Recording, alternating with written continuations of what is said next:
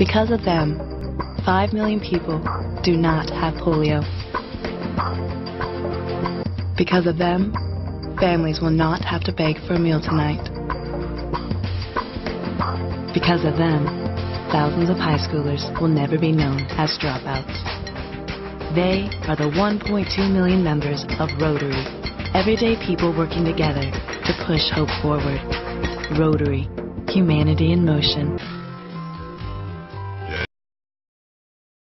When somebody asked me to give a talk about why I was a Rotarian, and I just came up with these, and they're not the last word by any means. You have them in this district because I know they were out on the table last year. Only did I get to number 20 when I thought, my gosh, these are all benefits that I've received. And the 20th I thought, well, the real benefit to Rotary, I guess, is helping others.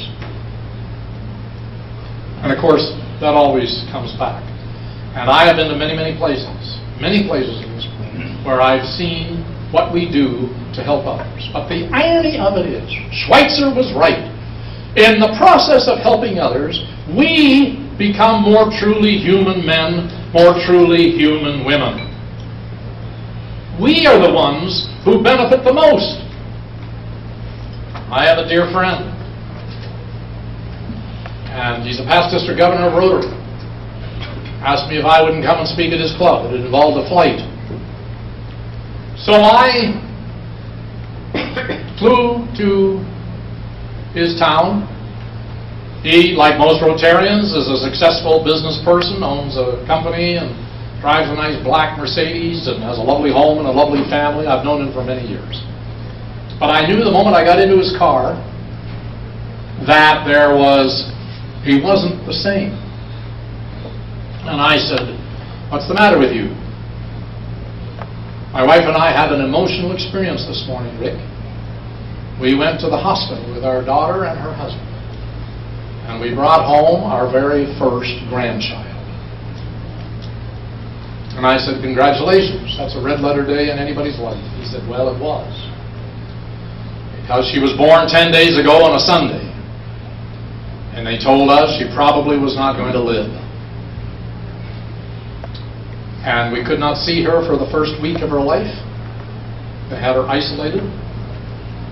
My daughter was in tears the whole week. Her young husband was trying to console her, but he was not much better. My wife was in tears. He says it was an unhappy week in my home. Last Sunday, just 3 or 4 days before I had arrived on a Thursday, he said they called us and said, well, we've elevated her to 50-50. So we think if you want to see your baby grandchild, you better come today for just a few minutes. He said, you know, when you go into a children's wing of a hospital to see a sick child, and it's your own child, it's not much fun. And they took us into this room, and there she was all by herself, just one little patient, about this big, hooked up to a machine with tubes and wires, you know, keeping her alive. And we put our arms around each other and we wept. We prayed, and he said, I felt so helpless. I wanted to will this little baby girl to life. And I didn't know what to do. And then I got the shock of my life, because there in the corner of the machine was the rotary wheel. And I rubbed my eyes and I went over to that, and underneath it was a plaque. And it said that my Rotary Club had donated this machine to the children's wing of the county hospital. My mind raced back. 3 years earlier, when the club president stood up and said the children's wing needs a new machine. It's not going to be cheap.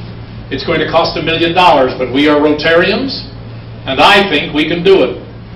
So he said, Rick, I wrote a check. I'm a past district governor. I thought I should set an example.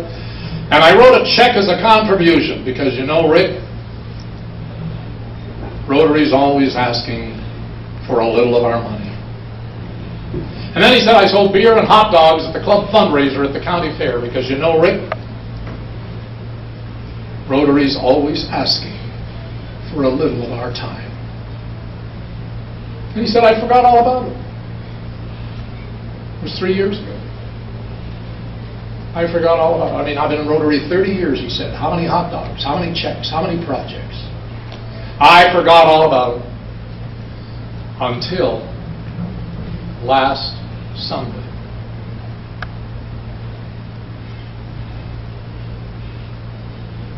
When that machine was keeping my first grandchild alive. And this successful Rotarian collapsed in my arms and unashamedly began to cry. And then he said to me, Rick, how did we ever get so lucky to belong to a club that's always asking us to give? Because you can't give it away. Sooner or later, one way or another, always and inevitably, it comes back. And so it is. In the world in which we live, to fight misunderstanding, disease, poverty, sickness of spirit, religious differences, global terrorism. Well, Albert Schweitzer had it right on the money when nearly 50 years ago he said, Rotary is necessary for the future. And we need a business plan to get these people, to have them wear the Rotary wheel and share the prestige and the work and the benefit of the world's oldest, most international, most prestigious service organization. We need them, and they need us. And who touched you? Who sponsored you to belong to Rotary? What is your debt? I've long since forgotten the name of the international president, the club president, the district governor, the day I joined Rotary 40 some odd years ago.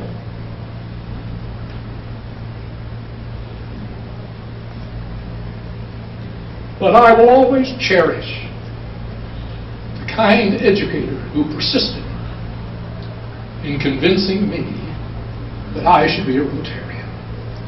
What do I owe him? Beyond price. Who touched you? And who will you touch?